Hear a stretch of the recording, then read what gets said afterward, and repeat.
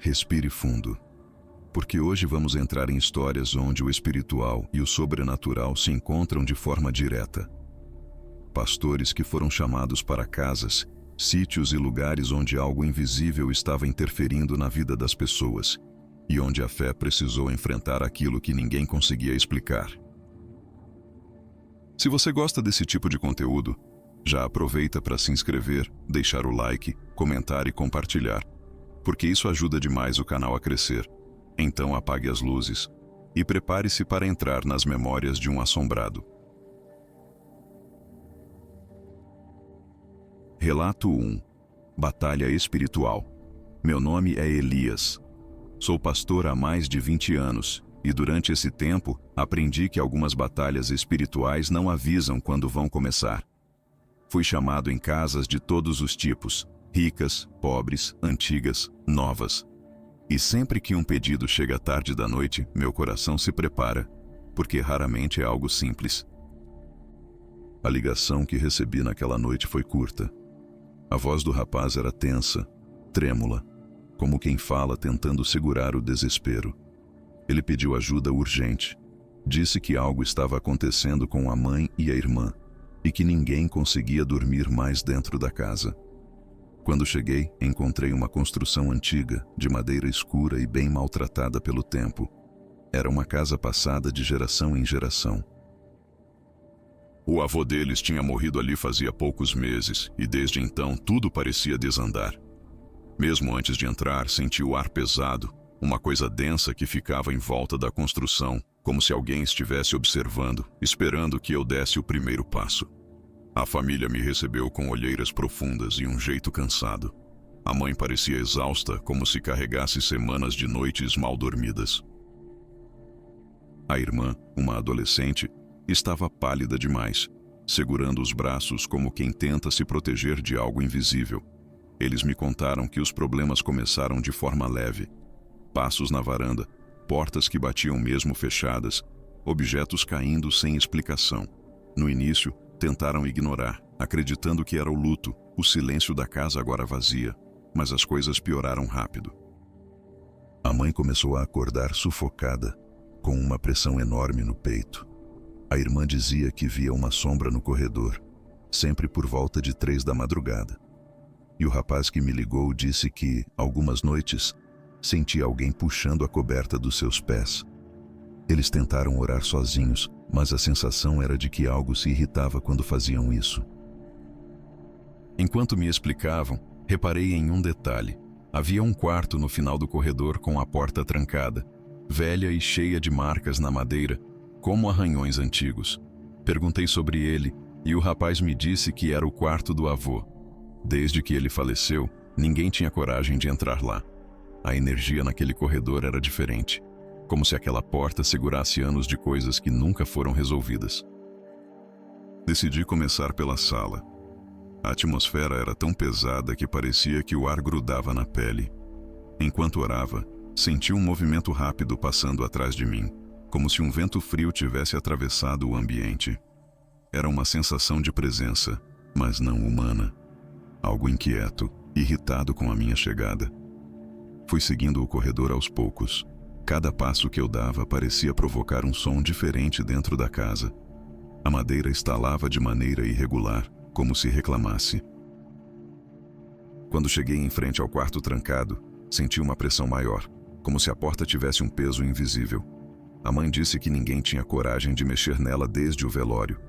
Pedi permissão para entrar. Eles se entreolharam com medo, mas o rapaz me entregou a chave. Era antiga, pesada, cheia de marcas.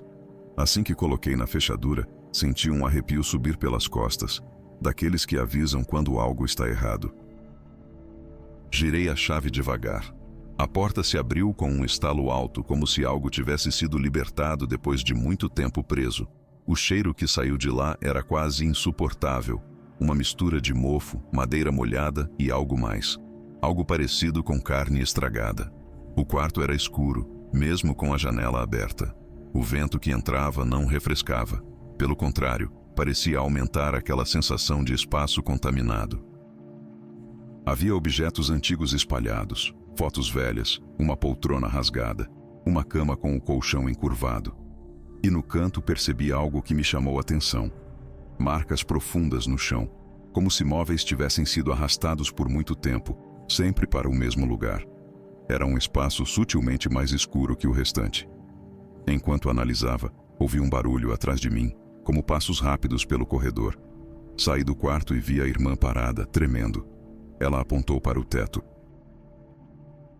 Levantei o olhar e vi que algumas partes da madeira tinham começado a escurecer, como se algo estivesse se movendo por dentro, inchando a superfície. Era como se o teto estivesse respirando. A mãe começou a chorar baixo. O rapaz fechou as mãos com força. A casa inteira parecia ter ganhado vida, reagindo à minha presença. Era um ataque indireto, uma forma de tentar dispensar quem veio atrapalhar. Voltei ao quarto e comecei a orar. A cada minuto, a atmosfera ficava mais pesada. O cheiro piorava. A madeira estalava como se estivesse sendo pressionada de dentro para fora. De repente, senti uma onda de calor intenso no rosto, seguida de um vento gelado que passou pelo meu ombro. Algo estava ali, algo que não era o avô. Aquilo era mais antigo, mais irritado e mais territorial do que qualquer espírito familiar. Enquanto continuava, ouvi um som forte vindo da parede. 3 batidas muito secas, como socos. Depois, o chão tremeu levemente, como se tivesse recebido um impacto. A pressão foi tão grande que precisei apoiar a mão na cama para não perder o equilíbrio. Era um ataque direto. Continuei firme, sem parar. O ar ficou tão pesado que parecia ser possível tocá-lo. Uma sombra começou a se formar no canto, perto das marcas no chão. Não tinha forma definida, mas era como se fosse feita de fumaça densa. Ela se movia de maneira irregular, como se tentasse se manter de pé, oscilando. A energia que vinha daquela presença era de puro ódio. E, acima de tudo, fome. Uma fome espiritual, como se alimentasse do medo e do desgaste daquela família. Quanto mais eu orava, mais a sombra parecia se contorcer. A madeira rangia. O vento lá fora aumentou. As janelas batiam sozinhas. E, de repente, a porta do quarto se fechou com força, me trancando lá dentro. A temperatura caiu de repente. O som da casa mudou. Tudo ficou silencioso demais. A sombra começou a crescer, se espalhando pelas paredes, como raízes escuras se abrindo em várias direções. Não era o espírito do avô. Aquilo era algo que já estava ali muito antes, provavelmente alimentando-se das brigas antigas daquela família, do luto, do cansaço, da dor. Continuei firme, aumentando minhas orações, mesmo sentindo a pressão apertar meu peito. A sombra recuou, como se queimasse por dentro. A madeira começou a estalar de novo, mas dessa vez como se estivesse cedendo, enfraquecida. A presença tentou se manter, mas não conseguiu. Aos poucos foi se desfazendo, como fumaça que perde força. Quando terminei, a porta destravou sozinha. A família me esperava no corredor, em silêncio, como se tivesse prendido a respiração o tempo todo. A atmosfera da casa mudou imediatamente. O ar ficou mais leve. O cheiro ruim desapareceu. A madeira parou de estalar. Era como se a casa tivesse finalmente descansado. Expliquei para eles que aquilo não tinha nada a ver com o avô. A dor e o luto apenas abriram espaço para uma entidade antiga que já estava ali, escondida, esperando o momento de enfraquecimento emocional para se manifestar. A família chorou de alívio. Fiz uma última oração na sala e pedi para deixarem o quarto do avô arejado, iluminado e limpo, para que o ambiente voltasse a ser apenas um espaço da memória dele, não um lugar de dor. Saí dali com a sensação clara de missão cumprida. A casa, antes sufocada, agora parecia respirar de novo, e aquela família, cansada, finalmente tinha paz. Relato 2. A criança perturbada. Meu nome é Rafael e trabalho como pastor há anos, entrando nas casas quando elas já não suportam mais o peso do que carregam. Algumas famílias me chamam quando tudo ainda está no começo. Outras esperam até a situação ficar insustentável. A família que me procurou naquela semana era do segundo tipo. A mãe, Aline, me ligou com a voz falhando. Ela explicou que a filha, uma menina de 8 anos chamada Lara, não dormia mais sozinha. A criança acordava todas as noites suando frio, dizendo que tinha alguém parado no quarto perto do guarda-roupa. No início, Aline achou que fosse imaginação infantil. Mas quando começaram a ouvir passos no corredor e a sentir um vento gelado passando dentro de casa, mesmo com tudo fechado, perceberam que a situação era séria. Quando cheguei, encontrei um ambiente pesado, como se a casa inteira estivesse cansada. Aline me recebeu com olheiras fundas e mãos trêmulas. A menina estava encolhida no sofá, abraçando um travesseiro, como se manter as mãos ocupadas fosse a única forma de se acalmar. O pai tentava parecer firme, mas seus olhos denunciavam o medo. Aline me explicou que, nas últimas semanas, a presença tinha ficado mais ousada. Coisas caíam sozinhas. O corredor ficava completamente gelado entre 2 e 3 da manhã. E a menina dizia que a pessoa parada não piscava, não respirava e parecia cada vez mais perto da cama. O primeiro passo foi ir até o quarto da criança. Assim que entrei, senti uma pressão estranha no peito, como se o ar ficasse mais denso. O quarto era simples, com decoração infantil, mas o canto perto do guarda-roupa era mais escuro do que o resto, mesmo com todas as luzes acesas. Parecia um ponto de sombra fixa. Enquanto analisava o ambiente, reparei que o chão perto desse canto tinha arranhões na madeira, como se algo pesado tivesse sido arrastado dali várias vezes. Aline jurou que eles nunca moveram móveis daquele lado do quarto. Caminhei devagar pelo ambiente, tentando entender a origem daquela energia. O cheiro também me incomodou.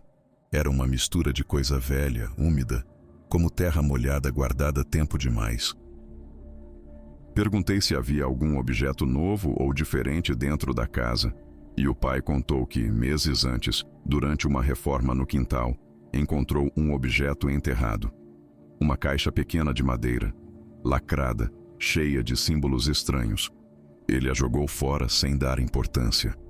Foi naquele momento que percebi que aquilo não era uma presença aleatória entrando na casa.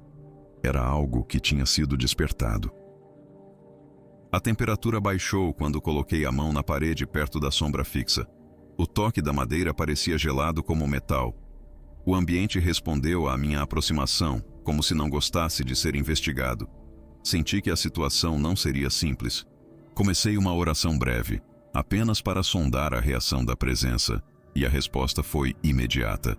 A porta atrás de mim balançou levemente, mesmo sem vento algum. O guarda-roupa fez um estalo forte, como se a madeira estivesse sendo pressionada de dentro para fora. Aline pulou de susto. A menina começou a chorar baixinho na sala. Tive certeza naquele instante. Aquilo era inteligente, territorial e muito irritado com a minha presença. Decidi que a oração completa teria que ser feita à noite, no horário em que a manifestação ficava mais ativa. Era a única forma de expulsar algo daquele nível. A família não gostou da ideia, mas sabiam que não tinham alternativa.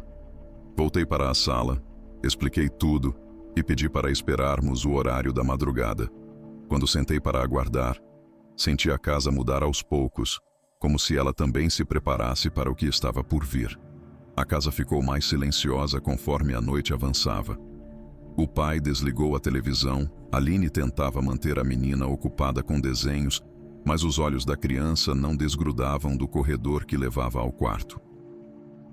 A família inteira parecia esperar o pior, como se já soubesse que aquela madrugada não seria como as outras. Por volta de 2h20 da manhã, a temperatura caiu de maneira brusca. Não foi algo gradual, foi súbito, como se alguém tivesse aberto uma porta para um ambiente gelado. A menina estremecia mesmo enrolada na coberta. A energia no corredor começou a ficar densa, quase visível. O ar parecia embaçado, pesado, vibrando. Pedi que todos ficassem na sala e me levantei devagar.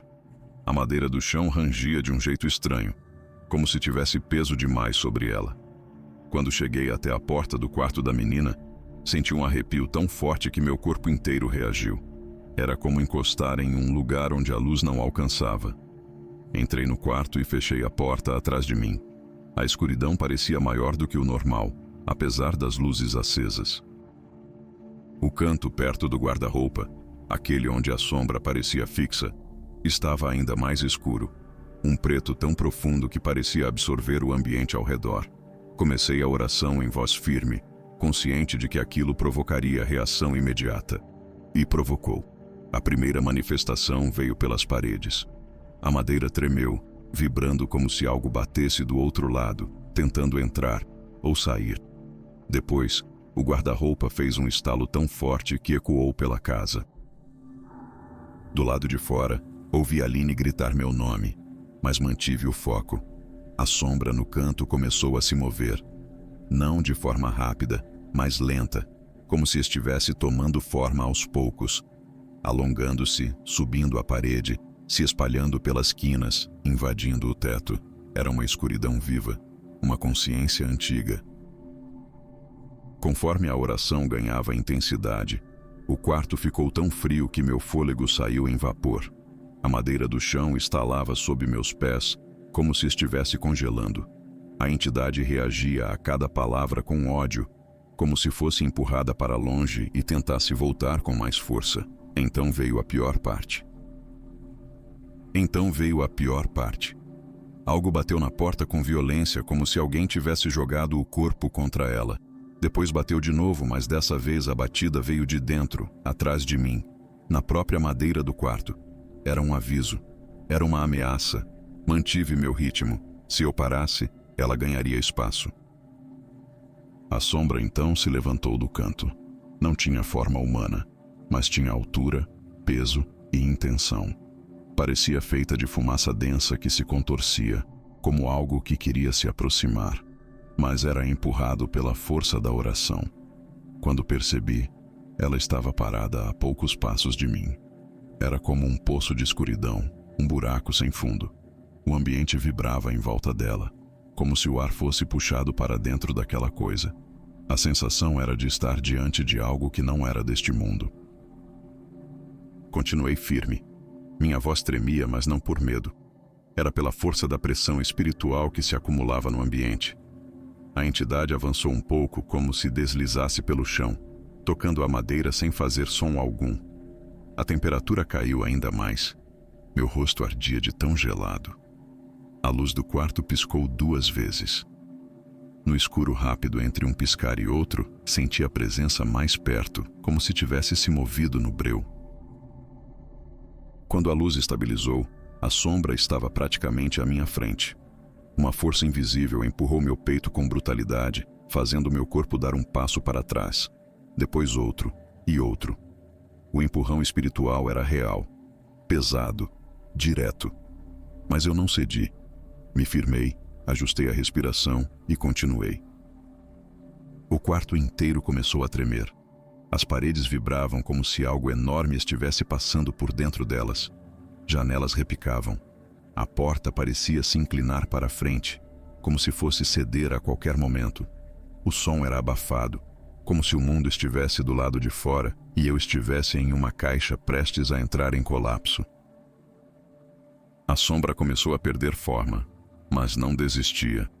Se contorcia, se espalhava pelas paredes e voltava rápido para o canto, como se estivesse procurando onde se agarrar. E foi aí que entendi. Ela não estava presa ao quarto. Ela estava presa ao objeto enterrado que o pai havia encontrado. A casa era apenas o local onde ela tinha encontrado alimento emocional.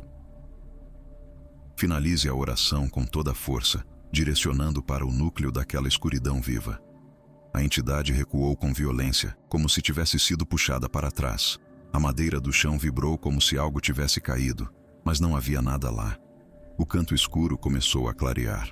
A sombra se torceu pela última vez e se desmanchou como fumaça sendo sugada para fora do ambiente. O quarto ficou silencioso, e então, pela primeira vez em semanas, ficou leve. A temperatura começou a subir devagar, e o ar voltou ao normal. Quando abri a porta, Aline caiu no meu peito chorando, tremendo de alívio. A menina correu para me abraçar. O pai me olhava com uma expressão que misturava choque e gratidão. A casa toda parecia respirar de novo. Mas eu sabia que ainda faltava a parte final. A casa tinha ficado mais leve, mas não completamente limpa. A opressão principal havia sido expulsa, porém a origem ainda estava ali, enterrada em algum lugar do quintal. Sem isso, a energia poderia voltar. Talvez não com a mesma força, mas ainda assim retornaria. Expliquei à família que precisávamos encontrar o objeto. O pai trouxe uma lanterna e me levou até o fundo da casa. O quintal era simples, com um pequeno gramado, algumas ferramentas e marcas da reforma recente. O ar ainda estava frio ali, diferente da temperatura do interior da casa. Pedi para ele me mostrar exatamente o ponto onde encontrou a caixa meses antes. Ele indicou uma área perto de um pé de jabuticaba. A terra ali estava mais escura e mais fofa do que o restante. Ao me aproximar, senti uma pressão leve na cabeça, como um peso vindo de cima, o suficiente para me alertar de que aquele era o local correto. A energia parecia estagnada, presa, como se o solo estivesse carregando algo antigo. O pai trouxe uma pá e começou a cavar. A cada movimentação da terra, o ar ficava mais denso, como se o ambiente reagisse à aproximação. Aline observava da porta, abraçando a filha, evitando olhar diretamente para o buraco. Depois de alguns minutos, o som da pá bateu em algo duro. O pai afastou a terra com as mãos e puxou a caixa de madeira coberta de marcas. Ela estava trincada nos cantos, como se tivesse sido pressionada por algo. Os símbolos esculpidos na tampa eram irregulares, retos e curvados, numa mistura que lembrava desenhos ritualísticos muito antigos.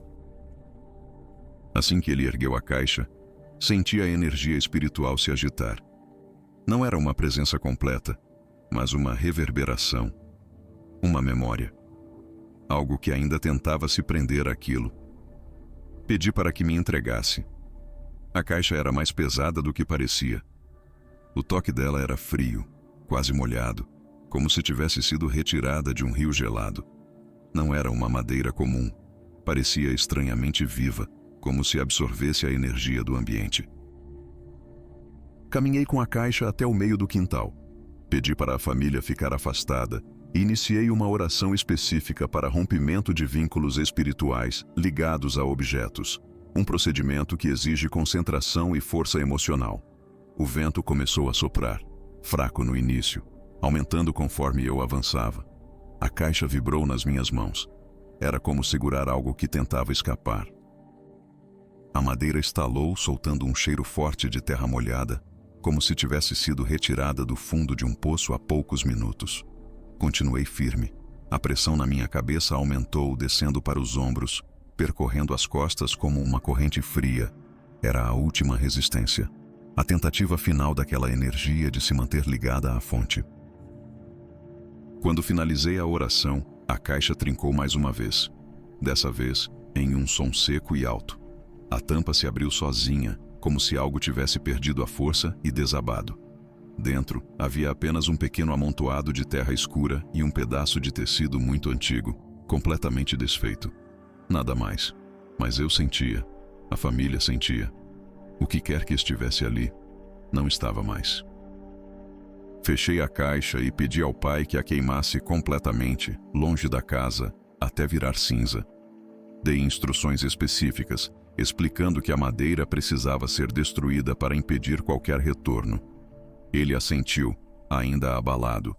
Ao voltar para dentro, senti a diferença imediatamente. A casa estava leve. O ar parecia circular como deveria. A menina caminhava sem medo, como se tivesse sido libertada de um peso que nem conseguia explicar.